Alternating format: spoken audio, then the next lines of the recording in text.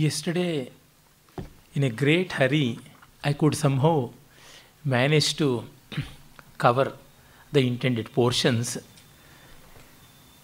Information has its own value, but as I earlier mentioned, it is the approach that is very important.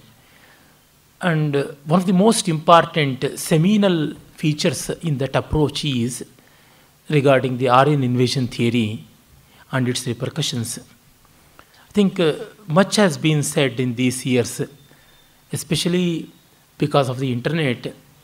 We have very good access to the sources, and the feeble voice, very faithful to the reality. It was hushed up and it was suppressed, ignored, ridiculed, made fun of, and whatnot. All that was done. In spite of that, some of the contemporary scholars, they have done a wonderful job. And in this regard, we could never forget the yeoman service done by the Voice of India and the founder, the late Sitaram Goyal, his wonderful guru Ram Swarup, and his worthy disciple Arun Shauri. I often feel that something like Munitraya to Vyakarana, Panini, Vararuchikatyayana, and Patanjali, and Gaudapada, Shankara, Sureshwara to Vedanta, Anandavardhana, Abhinavagupta, and Bharata to the Indian aesthetics, or else you can take as well Kuntaka. Like that, we have these three, the Trinity, as we can say. They have done wonderful service to the understanding of Indian culture, especially the logical and radical approach and ruthless logic, very sharp and brutal logic, needed, of course, verily needed, with powerful expression and abundant references and highly dependable sources and quotations and citations, all that. And through them, through the publication of Voice of India, people like the contemporary scholars like David Frawley, Vamadeva Shastri, and Navaratna Rajaram, and then we have Shrikant Talageri, Conrad Yelst, K.D. Setna, and of course, though not belonging to this group of Voice of India, independently doing, Michel Danino, and people like Bhagwan Singh, Kailash Chandra Verma, Suraj Prakash Gupta, Udayveer Shastri, B.B. Lal, they have done wonderful job. B.B. Lal's seminal contribution in archaeology is very noteworthy, and even Bist and many other people. And even before that, almost before a century itself, we had few scholars who worked regarding this. Scholars like A.C. Das, belonging to 19th century, end of 19th century. The 2-volume Rigvedic India is a wonderful study, though they had no greater archaeological evidences and other modern resources. They worked with the original texts and critical analysis, and such pioneers we should always respect. Among them, of course, A.C. Das is there, Buddha Prakash is there, and then no mean person, unforgettable personality, Dr. S. Shrikanta Shastri of Karnataka, who was a former professor of history in Mysore University, and he knew as many as 25 languages, all the ancient languages, and he used to teach in the class. And people like S.R. Rao, very famous archaeologist, marine archaeologist, known for his decoding of Indus script and marine archaeology in Dwarka and Bet Dwarka. Such people are all trained. Most of the great historians of Karnataka are trained by Shrikanta Shastri. Even great poets like Kuvempu and others, they were taught by Shrikanta Shastri. Our Dr. S.R. Ramaswamy's uncle, paternal uncle, Dr. S. Shrikanta Shastri, and his erudition in originals is unparalleled. I think no other historian of that quality can be seen. not to speak of today's, but even in those times also, he was held one of the best historians, archaeologists, and many. He was a multifaceted person. He used to teach in the class, this is the reality. Aryan invasion is a great myth. It's a great hoax. But for the examinations, you write that. But you teach the reality in the classrooms and make your student know about that. And then, independently, from the viewpoint of linguistics, a wonderful work has been done by Sediyapu Krishna Bhatta in his Kannada work, Tathya Darshana, and it has been translated into English also as Discovery of Facts by Padekalu Narasimha Bhatta. Why I am saying, so many scholars from different walks of life and different systems of learning, they did very commendable job in this regard.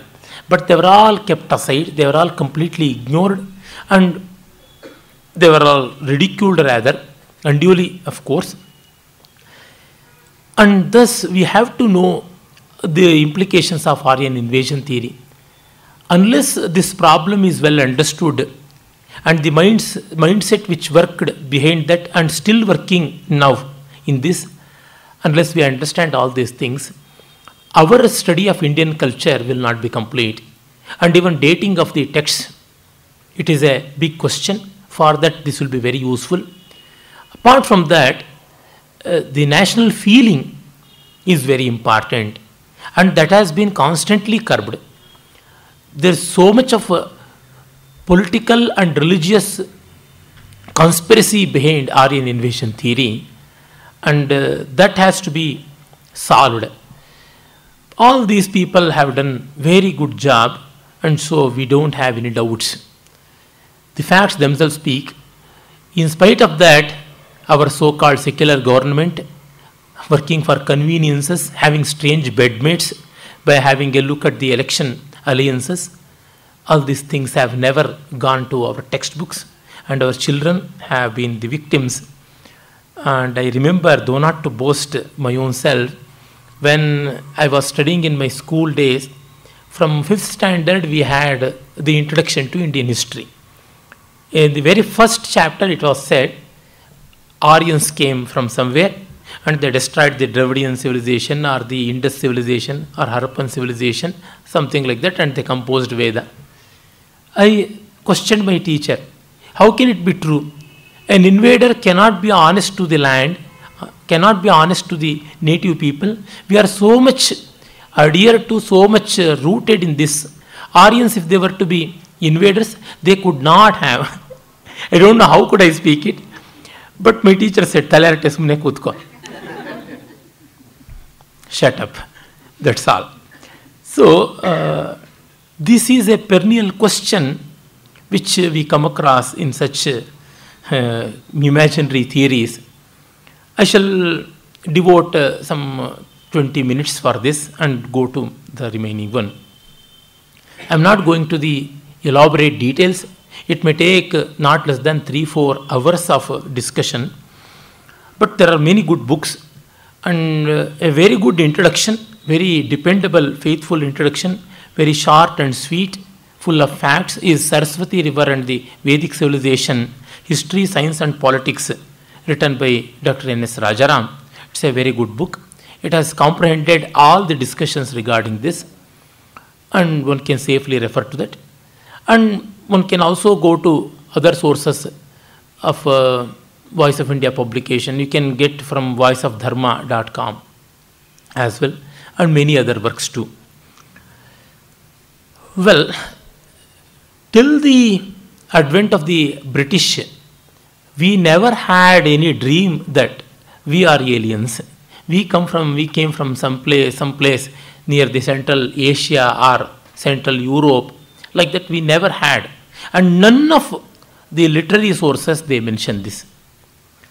We have no memory of that, no oral tradition of any kind in any Indian language, not even in Indian languages, not even in foreign languages, we have any oral tradition or any textual reference to the Aryan invasion or Aryan migration. Now the theories have been so well modified, the way of communists is really wonderful.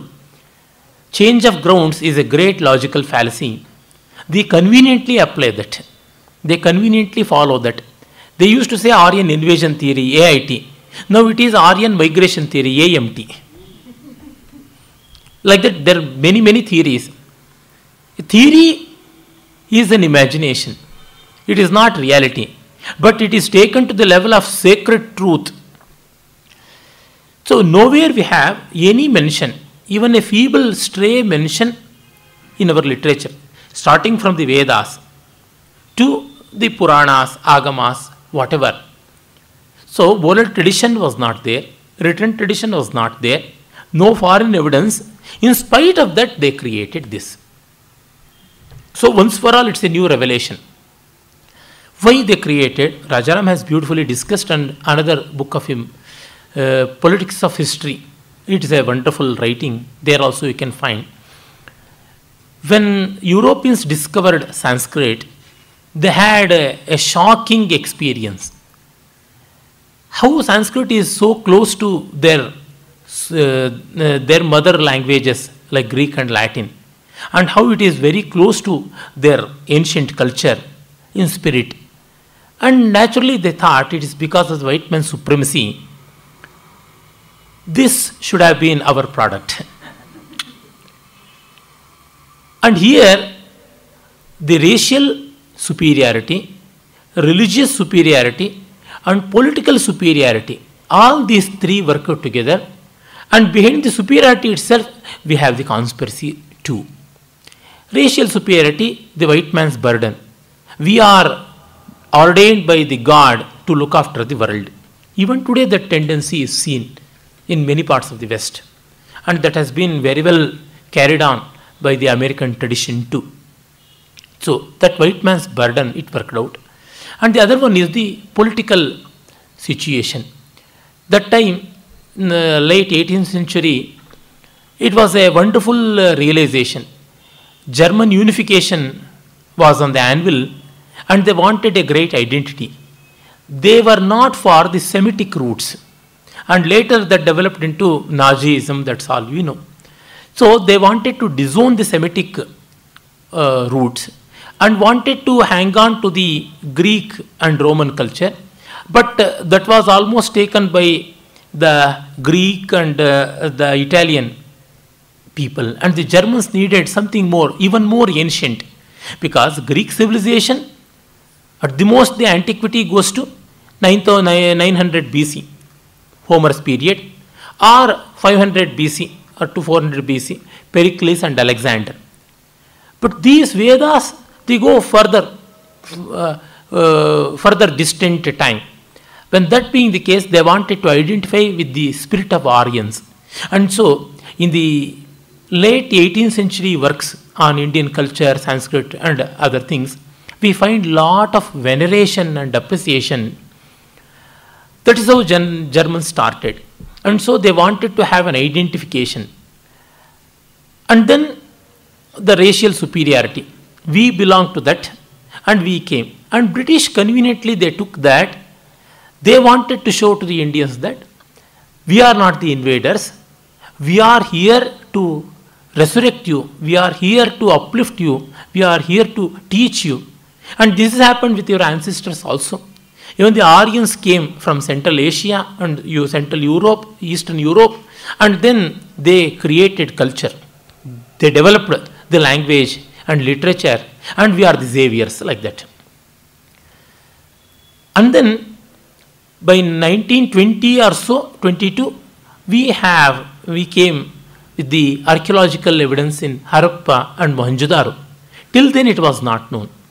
So no archaeological evidences to contradict or to confirm the Aryan migration or invasion theory was available, and no trace of archaeological evidences to show whether it is a pre-Aryan or post-Aryan culture. And so it's all based on linguistics and comparative literature and comparative sociology, nothing more than that. By that time itself, they had one more point, that is the agenda of Christianity. They wanted to see that the white man's burden extending to religion also, not to speak about the violence that they developed, rather they fostered in South America, North America, Australia, South Africa, and every place. Wherever Christianity went, there the local traditions were spoiled, were ruthlessly massacred. We know. If we have Holocaust of Jews, we have Holocaust of Zulus, Bantus, Incas, Mayans, and whatnot. So many Holocausts are there. And Indian Holocaust, in many ways we have. Like that, they started developing. And we know the Christian missionary, the Jesuits, and then the Basel mission people, like that, many came from Europe. And they picked up the local languages, and they did wonderful job regarding the local Indian languages. They learned Sanskrit, of course. They learned Tamil, Kannada, and others. For example, a person like Mogling in Karnataka started the first newspaper, and we know Reverend Father Kittal, first person to write the dictionary in Kannada, and C.P. Brown of Andhra Pradesh, who wrote so much in Telugu and published many works, and he too developed a dictionary. And not to speak of Caldwell, Reverend Father Bishop Caldwell, who wrote the other way famous comparative linguistics, Dravidian linguistics.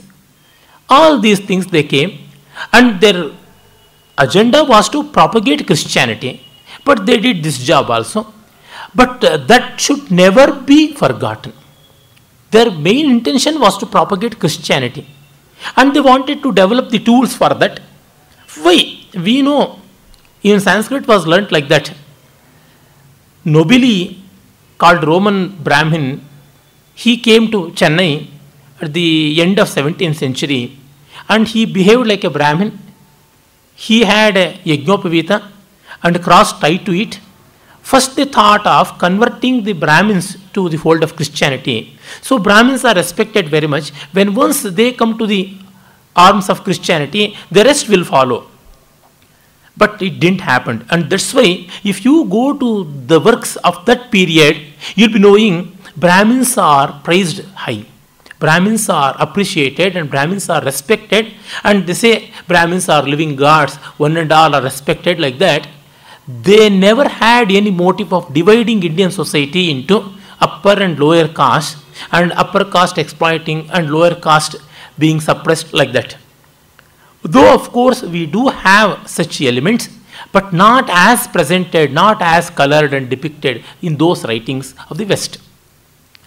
When once they realized that the Brahmins will never get converted, barring few, everywhere black sheep will be there. Barring few, they thought we shall divide and rule.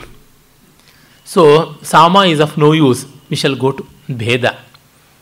And then in the later writings we see lot of Brahmana, Abrahmana, that is Brahmin, non-Brahmin, Brahmana, Shudra, the clash brought out. And the same thing we see in the writings of Caldwell also. Navartana Rajaram has given evidences from the original sources how Caldwell's work, though it is not scientific in many aspects, we should not question that. British officers used to send such circulars because it is helpful for us. It is helpful for both political and religious developments. Caldwell never learned Sanskrit, never knew Kannada, never knew Telugu. But just by knowing Tamil, he could write comparative Dravidian linguistics book on that. And in the first edition, he has confessed his limitations and he has showed his tentative nature. But these Tamil people, our own people, are greater enemies than the foreigners. They wanted to harbor the Tamil supremacy and the Dravidian identity. They hushed up the first edition, and the second edition, the first edition's preface is completely scrapped. And nowadays we don't find that. Only in the archives of British Museum or someplace we will be getting that. Dr. B.G.L. Swami, son of D.V. Gundappa, he has identified that and he got the microfilm and had shown it. Even today in Tamil Nadu, in no bookstore, no library, in no university, we get these things. And that Aryan Dravidian theory was conveniently later used by the DMK people. The fathers are Justice Party people. They started the anti-Brahmin movement, and the southern and northern Indian division, it started with that. And so the religious supremacy of the Europeans, it found a lot of way in this regard. That is one parallel line, that parallel track. And so they wanted to show that the Brahmins suppressed the Dravidians. Dravidians are Shudras. And Brahmins are the invading Aryans. Before that, when John Marshall came out with the Harappan and Mohenjo-daro excavations, and now a note on John Marshall. Marshall was not the real person behind that. He was the head of that institution, Indian Archaeological Survey. But the subordinates that did the job, and some of the commendable job, which is against Aryan invasion theory, was kept aside by John Marshall. Even now we have the records. Recently they were all explored. When once the Harappan and Indus civilization was revealed, till then Aryans were noble, friendly, cultured, erudite, and messiahs of development, religion, what not. They once for all they became barbaric, invaders, ruthless, and bloodthirsty people, like that, what not. All the qualities were attributed, and the natives became Dravidians. You see, constantly change of grounds we see in this theory. That itself shows how shaky it is and how manipulated it is. Like that they developed. After that, the communists, they came. They easily took it, and Karl Marx took it. Karl Marx, 19th century, he had his wonderful theory. Anything has to be explained within the framework of class conflict. And so the ruling and the ruled, the suppressing and the suppressed, the age-old theory that came into existence. In the meantime, even the Muslims had their share. Though they didn't wrote anything, they would encourage it naturally, because they too are invaders and you are also invaders. India is a land of migrants. Nobody is native. And so if we are invaders and if Britishers are invaders, your ancestors also invaders, like that. In that way, they wanted to take an excuse for their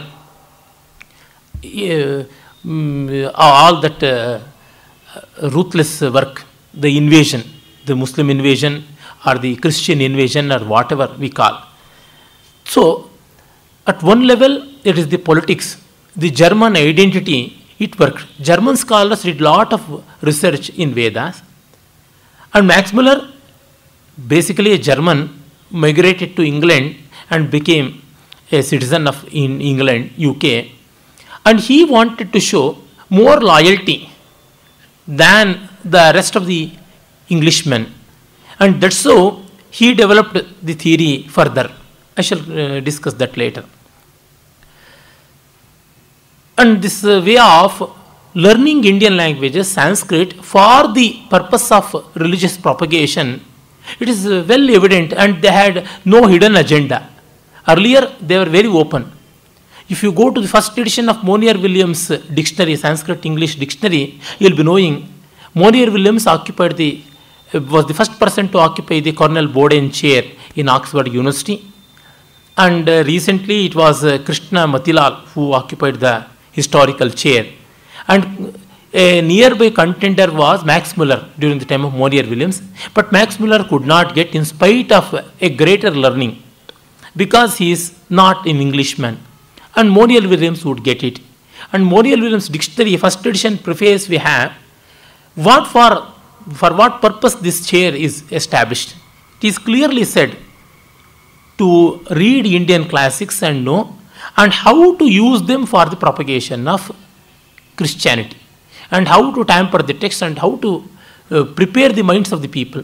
And we are well aware of the Macaulay's Minutes and how Macaulay started the Indian education system and Indian law and other things. All these are contemporary boiling pot products. And Max Muller, though was denied the chair, he wanted to prove himself better, and he came out with the Rig Veda edition, the translation, Sacred Books of the East series and other things. Unfortunately, that was funded by a great patron of Sanskrit and Indian culture, Maharaja of Vijayanagar from Andhra Pradesh. But all the thing they missed is, when once the roots of Indian culture is shown in Europe, all the Indians will turn to that. That's what they thought, to Christianity. And they also thought, once the Vedic meaning, how mundane are the Vedas, and how folkish are the Vedas, and how demystified is the Vedic literature, when once it is shown, all the Indians will ignore Veda, they will disown Veda, like that they thought. But fortunately, our people were illiterates. Our people were not initiated into English. Even today it is true. And because of illiteracy and because of not knowing English, much of our people's sanity is maintained. Thanks to ignorance.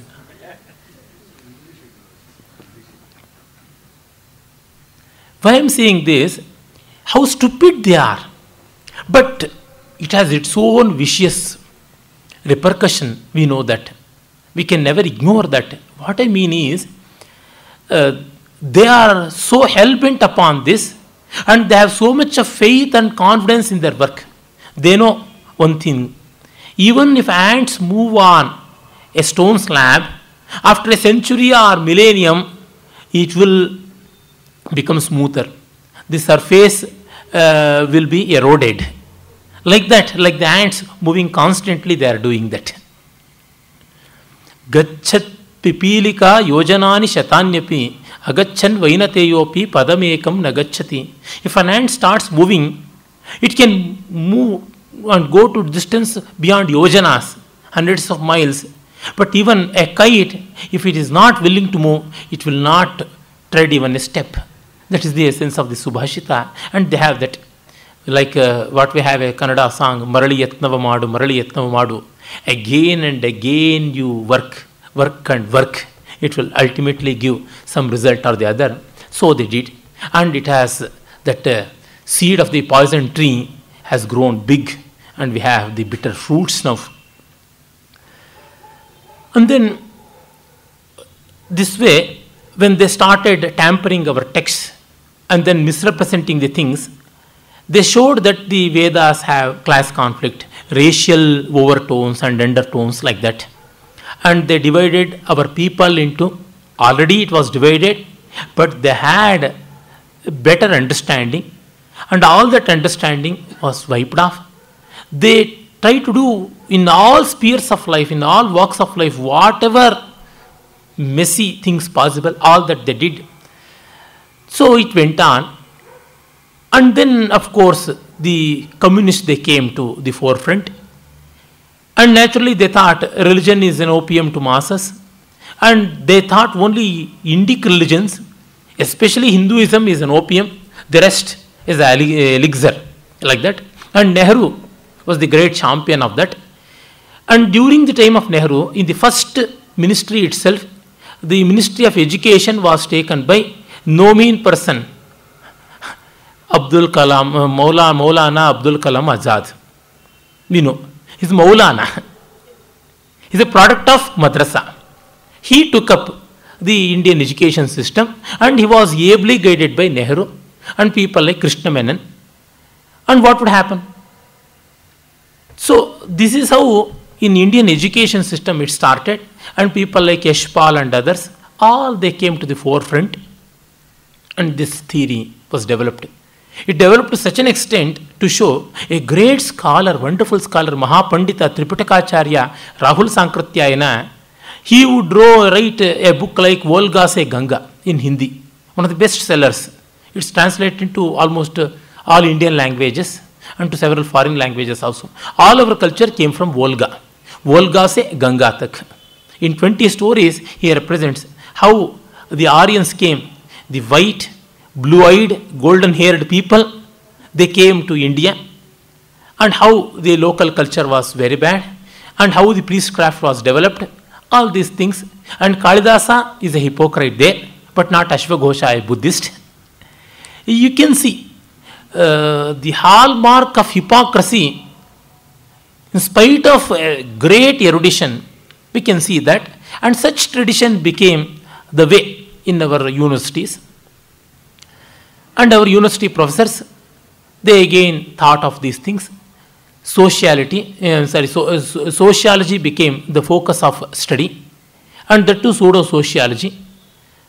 And we have in every university, in every literary forum, whether it is in prose or verse or whatever, they developed this. Not to speak of theatre, painting. Only music and dance to an extent, they are saved from this. But now even in dance we have such people. One example is enough. Mrinalini Sarabhai's daughter Mallika Sarabhai is or Chandralekha. A few examples are enough to show even in the field of dance how this corruption has gone in.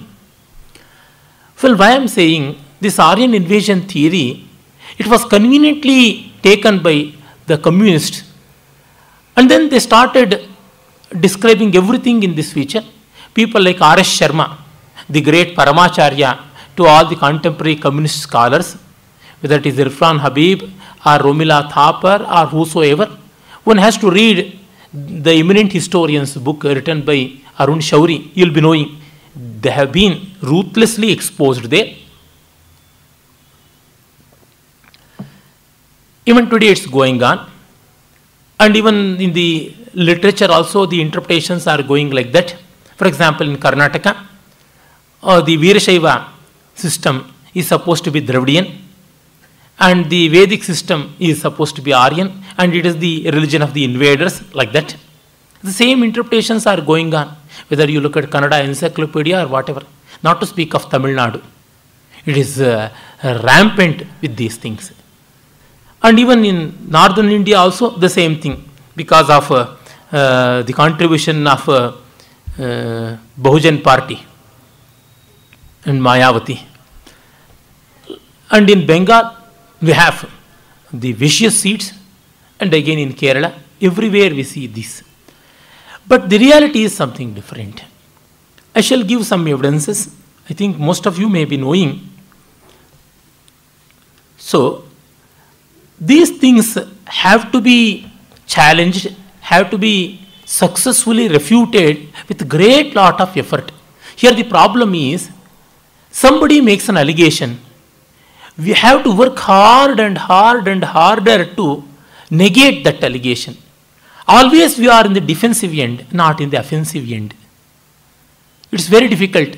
Whenever we are put to an defensive end, much of our strength is lost in defense itself. What about making some statement and offending somebody? But the Vedic spirit is not that. And again we are very, very apologetic. Very apologetic. Even our scholars are very apologetic in this regard. We need not be apologetic. We shall be critical and yet confident.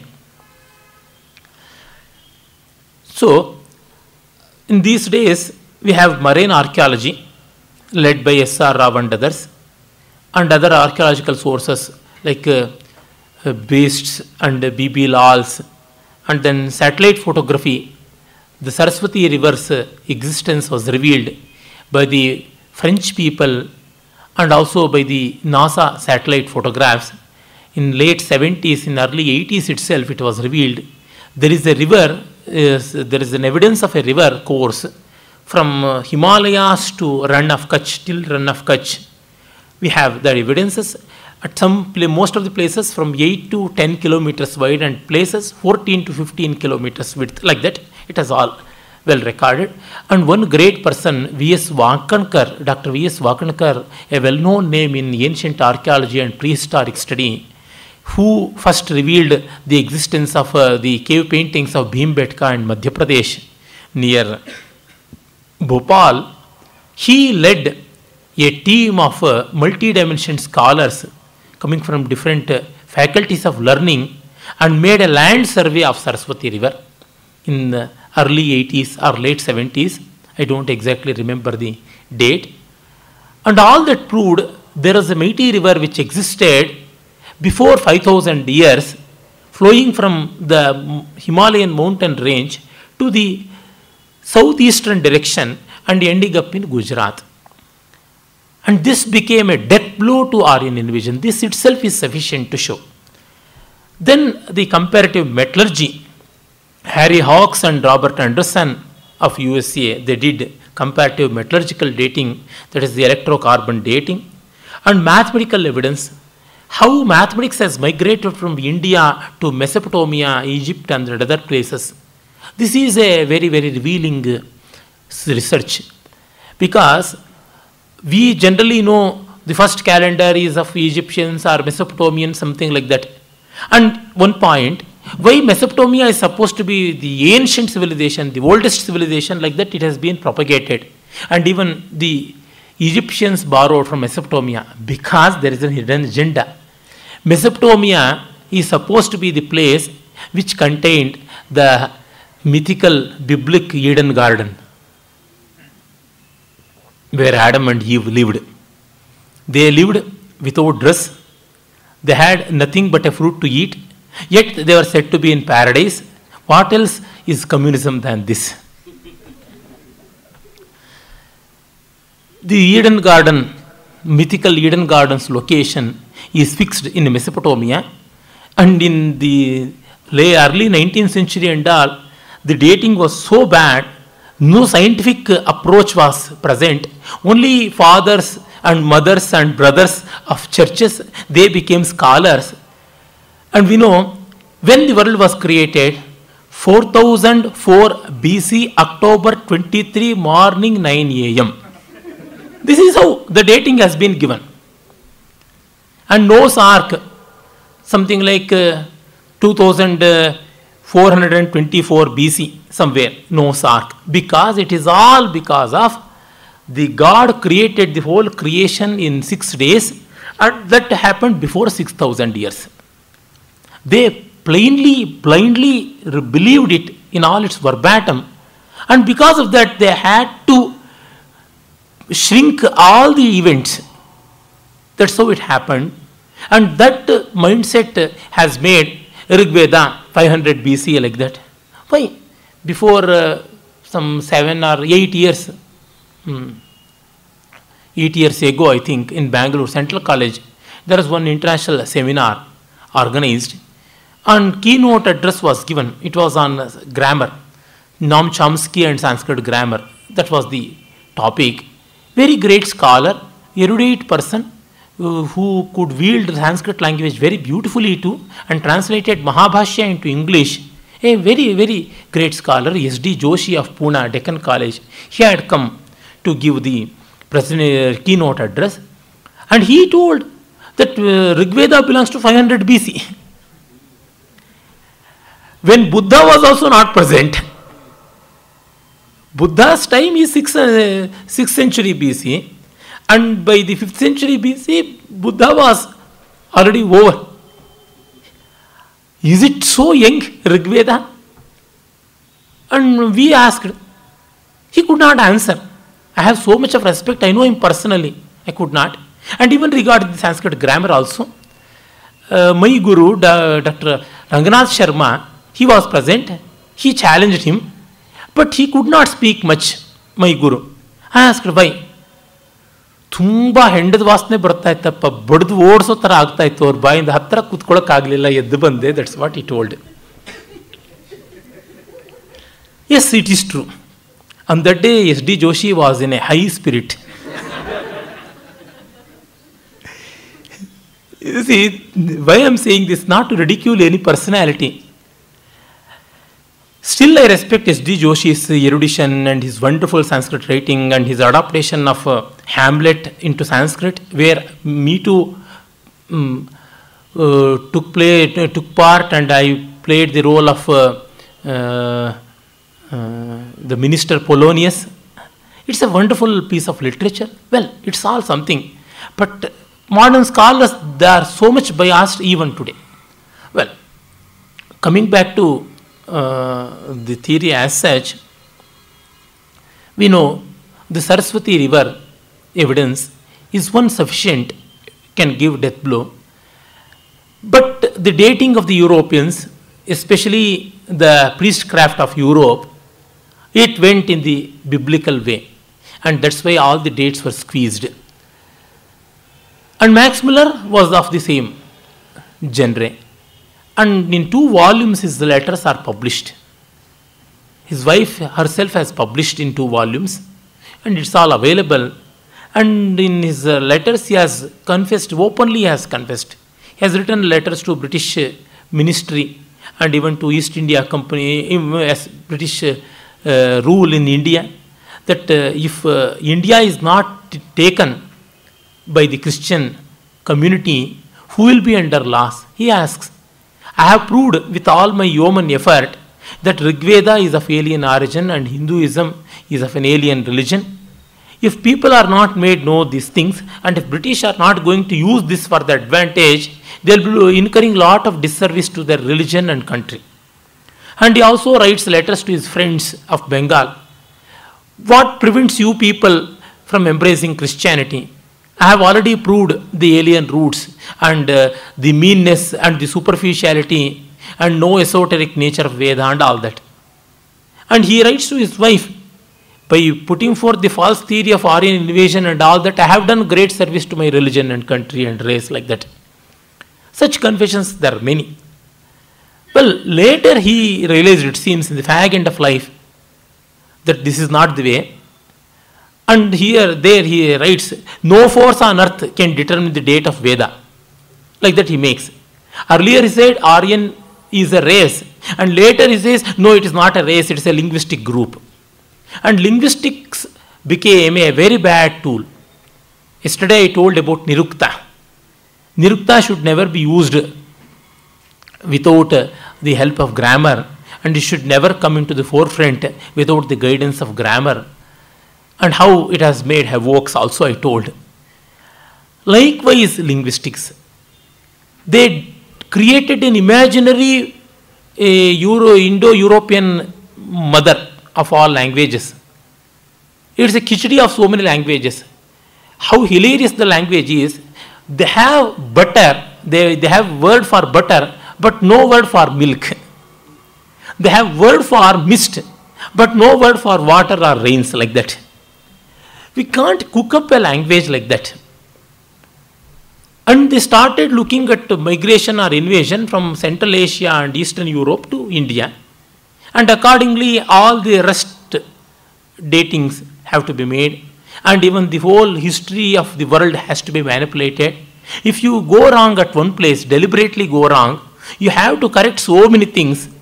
And wherever you place your hands, there you will be incurring a lot of mistakes. And that has happened in the case of propounding Aryan invasion theory. For that, the answer is manifolded, I told. Mathematics, migration of mathematics is one such. I begin with that, and I went to Mesopotamia and roamed in so many places. Now coming back to Mesopotamia. Seidenberg in 1967 itself, he proved with his revealing insight in mathematics and history of mathematics. And Rajaram has wonderfully summed up all this research in his books, Aryan invasion and origin of civilization and other works. There he shows how the Vedic mathematics means not the mathematics of Bharati Krishna Tirtha, it is the mathematics found in the Shulba Sutras, how it has been adopted by the Mesopotamians and later the Egyptians for the purpose of constructing the pyramids, and then by the Cretan, Minoan and the Greek civilizations. And also the approach of converting a circle into square, having the same area, and the way of the spoked wheel. These are all some of the inventions in mathematics and how they migrated from India, starting from the number system, and also the things like algebra and trigonometry. That study has gone in. And then we have population genetics also. Population genetics came to our help. And many people have a notion that Aryan is a race, whether it is local or foreign, whether it is the race of the invaders or not, that is a separate race. And in India, caste system or Varna system or Jati system, it's all based on the racial superiority and discrimination, like that. But it has clearly, molecular biology and genetics have proved that no migration of any race in large quantities has happened since 40,000 years in India. It's one race. It's all Caucasian race itself. It's clearly said. There is no difference. It's one. And the tone of the skin and all, it is because of the tropical nature and nothing more. And even the skull evidences available in the relics of, in the findings of archaeological sites like Dholavira, then Lothal, Kalibangan, Harappa, Mohenjo-daro, and many more than 5,000 sites are there. We don't find any such racial wars evidence, any such different races coming and having clashes with each other. And for that matter, we don't find killing which will happen in war as such. No evidence of breaking the skull or breaking the ribs or breaking the hands. No such things are available. Not even abundant weapons are available. If at all war, we should have had such evidences. It's all not available. So with all that, we know. And even in our literature, we have a lot of evidence. Profound evidences. In the Rig Veda, it is clearly said Saraswati flowing in its fullest extent from the mountains to the ocean. It's clear said in one stretch it is flowing. And it is the mightiest river, Ambitame, Naditame, Devitame, Saraswati, like that. That itself is conclusive evidence, convincing evidence. And in the Yajurveda also, the same thing is said. More than 65 times Saraswati river, in more than 40 hymns, she is praised in the Rig Veda. And even in the Yajurveda. In all the 4 Vedas we have, and even in the Brahmanas we have. It is not the Ganga which is praised much, it is Saraswati. And in the whole Rig Veda, we have once the mention of Ganga. And we know it is not the migration from east to west to east, it is from east to west that has happened. Yes, it is Aryan migration, not invasion, but from India to the other places. From the linguistic sources also we can as well show. See, we linguists say that primarily in any language, the directions are decided by the geographical features. In Sanskrit, east is called Prak, west is called Arva, Prachi, east is called Prachi, and west is called Pratichi, and north is called Vudichi, and south is called Avachi. Or Prak, Pratyek, Vudak, Arvak, like that.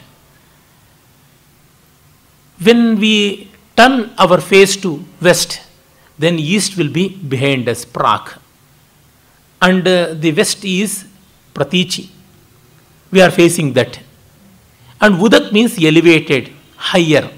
Northern direction becomes higher because of Himalaya. Avachi, the lower oceans in southern India, that becomes the lower level, and that is south. So when we turn to west and start moving, then we can know the directions. Like that. And even in the even from the viewpoint of the names like Arya, Aryavarta, Brahma, Brahmavarta, Dravida, we can as well know how the geographical features are represented here. The word Arya never meant any race. It is noble culture, nobler culture ways of men, noble culture ways of human beings. That has come from the word Arya. Arya is a derived word. It has come from the word Arya. Arya has its root in R Karshane. Means that person who cultivates, and an agriculturist, he is called Arya. Arya Swami Vaishyayoho, it is in Amarkosha. Means an agriculturist is called Arya. And the qualities of him is called Arya, Aryan. We know, earlier I mentioned in the first talk itself, the earliest culture is agriculture. And the nomadic person, nomadic human being became stationary, adhered to a place and started working with agriculture, animal husbandry, mercantile and other things from that point onwards. And so we know that the nomadic person who is called Vratya, moving in groups somewhere else, and who is Anarya, not cultured, he is Arya because of this agriculture. And we know Vaishya or Arya Swami Vaishya, as I mentioned, Vaishya, the businessman, the agriculturist, the trader, and everything put together, the common man. I told all that Visha, Loka, and all that in the earlier discussions, that it means he is a tempered person, he is toned down, mellowed down, tuned person, unlike the nomadic, the hunter. And that qualities, those qualities of him are Aryan in nature. And that place of him, it is meant for agriculture, that is cultivatable land, that is called Aryavarta. Avarta means a territory, a place. Aryavarta means Krishi Yogya Bhumi. What else is Aryavarta? In the Manusmriti it is said clearly that the land between Himalayas and Vindhyas, the two mountain ranges, Sindhu and Ganga, this particular area is called Aryavarta. Even today it is called Indo-Gangetic Plain. We know in the world the highest density of population is even today there. And we have, it's a plain land, lot of alluvial soil and many rivers which are fed by the glaciers of Himalaya. All that indicates that it is a very, very fertile land, cultivatable land, and because of that we have Aryavarta. And naturally the agriculturists and the products of agriculture being sold, and that culture developed. And within that we have Brahmavarta. In the whole gamut of Rig Veda, and even in the other Vedas also, Brahma in Napumsakalinga often and often is referred to Vedas. Brahmana means the explanation, the ritualistic manuals belonging to the mantras of Samhita. Brahmana idam Brahmanam. So, Brahmana Avarta, the revealing of the Vedas, where it took place, and that place is called Brahmavarta. And Manusmriti again clearly gives Saraswati Drashadvatyor Devanatyor Yatantaram Tan Deva Nirmitam Desham Brahmavartam Prachakshate. The land between Saraswati and Drashadvati river is called Brahmavarta, the most sacred land, the holiest land. And that is Kurukshetra, the modern Haryana, that place. There the Vedas were revealed. Means Vedas were not written on the banks of Volga or Rhine or Rhone, whatever. It was written, it was produced on the banks of Saraswati and Drishadvati. And Kurukshetra, why it is Dharmakshetra? Because the Vedas are revealed there. And at the very same place we had Devasura Sangrama. At the very place we had Dasharagnya Yuddha in the early Rigvedic period. All this goes. And there Pandavas and Kauravas fought, and that is Panipat. The Veda Bhumi, the Brahma Bhumi is also the Kshatra Bhumi. Like that. And in ancient texts and all, we never get any impression that Tamil is somewhere different from the rest of the languages. I know Tamil. I have read the classical literature of Tamil. And I am writing books. I have written many articles. I have shown. Why? The recent book Dividing India or Breaking India by Rajiv Malhotra and others, there one independent section is devoted to show the roots of Tamil literature in the pan-Indian literary tradition. Michel Danino has done that, and many other scholars too have done. And in many of my writings too I have shown, and one of my books is on the anvil. And when it comes out, I am giving even more evidences to show how Tamil is indebted to Sanskrit, both in form and content. There, Dravida Desha is Tamil. These people say Tamila has become Dravida. Naturally, we want to make the word simpler. The human nature is want to make complex things simpler, and so the words will become smoother and smoother, and they will never become rougher and difficult to pronounce. No tongue twirlers will be developed naturally. Only with an intention they will be developed. Tamila cannot become Dramida. And even more important, we don't have any evidence. The earliest writing in Tamil is Brahmi. Now they are calling Tamil Brahmi Airavatam Mahadevan. It is stupid. It has been recently very well proved. One of my classmates who studied civil engineering with me, he himself has done a wonderful job in that regard. Well, there are wonderful works which have been done by the others also. For example, Shrikant Talageri and Navaratna Rajaram have done, and Conrad else too has done it. Why I am saying this? No literary history of Tamils go beyond 5th century AD. Dr. B.G.L. Swami, the greatest scholar in Tamil, Sanskrit, archaeology, historiography, epigraphy and whatnot, he has written wonderful papers, date of Tolkappiyam, date of Devaram, Trayo, in all these papers he has shown. And none have challenged that. And the oldest available Tamil literature in Sangam poetry, we find lot of reference to yajnas, and then Vishnu and other gods, and the reference to varnashramas, and all have been highly respected, and it is very much in tune with the literary tradition of Sanskrit, something like Gatha Saptashati, Amaruka Shataka, and the court poetry of the later days. All that brings one truth, that is, Tamil is no way different from the Indian tradition, Sanskrit. And here, this Dravida, the word has come not from language, it has come from the place.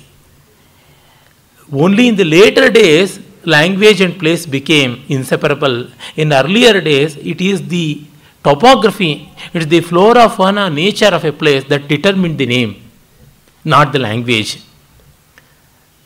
Well, ancient Greece or ancient Rome, that was not on language.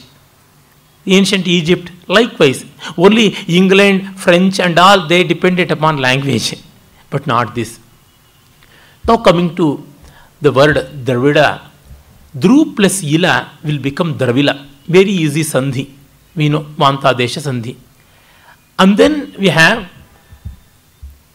the Ladayor Abhedaha Sutra makes Dravida will become Dravida. It's very simple. Dhru Ila means that which is fully dense forest, that which is a dense forest. That is the Deccan Plateau, known for its dense forests, and that is called this place. And even in ancient India, we knew that southern India is a dense forest, Dandakaranya. Even Rama could not penetrate easily into this forest. So we have the traditions in Ramayana. All along the course of southern Indian peninsula, along the coast, we have hundreds of evidences of shipwrecks and other things indicating that the so-called Harappan civilization, now it has been rightly called as the Saraswati civilization. The Saraswati civilization's evidence is found. And in ancient times, people could not come easily on the landway. It's very difficult to cross through, penetrate through the dense forest. That's why they used to come to the mouth of Saraswati river or Ganga river, and from then they used to take a course along the coast. And lot of migrations have happened like that. Internal migrations, of course. And we know the evidences recently found near Mahabalipuram reflect the same thing. Near the Bhuj, they reflect the same thing. Like that, there are hundreds. You can as well refer to the works of our S.R. Rao.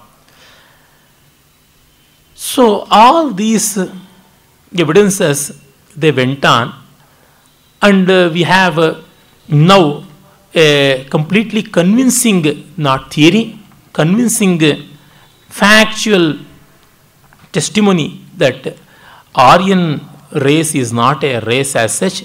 It is a way of life. It is a culture by itself, and it is essentially Indian, original, native in nature. And then that became the mother of many European civilizations. We have a wonderful comparative mythological study basis of the Puranas, and Pargitter and others have done good job there. Accordingly, in the Vedas, it is said there are 5 ancient clans. I told about that earlier.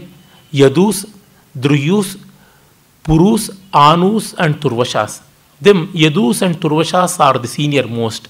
Then come Druyus and Anus, and lastly the Purus. And from the Purus came the Bharatas, and then the name of India is called Bharatavarsha. But the Yadus and others, they fought with each other. It was the fight. Against the Purus, the rest of the 4, they fought. The 10 kings belonging to these 4 clans, they fought. And that is called Dasharagnya Yuddha. Well detailed and depicted in the 3rd and 7th mandalas of Rigveda. There we find lastly the Purus or the Bharatas, they won. Sudasa, son of Divodasa, he won, and under the guidance of Vasishtha, and later Vishwamitra too came to his folds.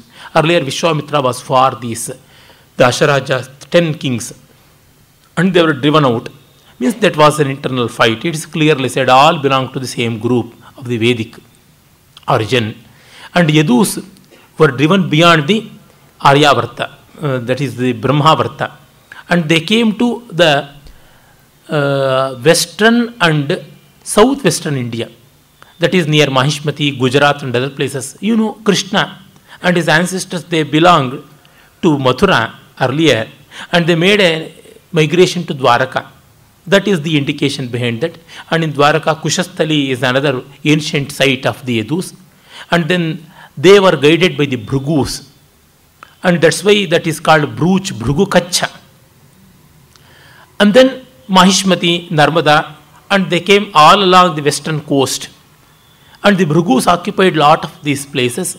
And we too know even today, all this coastal Karnataka and other provinces of Maharashtra, Konkan, they are all called Parashurama Kshetra. Parashurama is a great illustrious son, belonged to the Bhrugu clan. And even we know the Odayars of Mysore, they are Yadavas. Many Yadava communities are seen in South India. And then the Turvashas, they were driven to the eastern end. And the dense forest of Sundarban was unable to penetrate. To a certain extent they could go, beyond that they could not. So they came southwards and they settled near the eastern coast, Andhra and others. And we know in the Vedas it is said, 50 sons of Vishwamitra, they were abandoned by Vishwamitra for not following the righteous path and obeying the orders of the father and accepting Devarata Shunashepa as the eldest, though he was the youngest by age, adopted son of Vishwamitra. Of 100 sons, only 50 sons accepted the superiority of Devarata, while the rest, the first 50, they would not. And thus they were driven out. And Andhraka the Panchashat, they are said, Andhraka and others. And it is said in the Puranas too, that they came to Andhra Pradesh, and from then the name Andhra, that's how it developed. Like that we have the migration within. And the Druhyus and Anus were driven beyond the territories of India, beyond Indus river, Sindhu river. And so the Druhyus, they went to Iran, and then the Anus went beyond that, and they went to Greece like that. Ionians, the ancient name of Greeks, it has its roots in the Anus, Anavas. And we know from the Zend Avesta of the Persians, clearly the linguistic evidence itself shows that the migration is from the east to the west and not from west to east. Because in Zend Avesta it's clearly said we are Asuras. We hate enemies of ours, they are Suras, the Suras. But in ancient portions of the Veda and even in the Sanskrit tradition as well, Asuras are the elder brothers of the Suras, and both were good. When once Asuras adopted wily practices and corrupt practices, they were thrown out, they fought with each other, and then they were driven ultimately from India. So in the Vedas we have the combination of Suras and Asuras, and lastly ending up with the outcasting of the Asuras. That shows that Vedic civilization is earlier, and from then as an offshoot has come the Avestan civilization, and then to the rest of the world like that. I am not going to those details. What I want to say is, this is how the migration is not from the west to east, it is the other way, the converse. And much of the evidence is already provided, and also the date of Mahabharata. Mahabharata's war has been dated very well basing on the astronomical details. Accordingly, in 1960 itself, one person by name K.R. Srinivasa Raghavan showed that September 28th, 3067 BC, that was the beginning of Mahabharata war. And then on 13th of October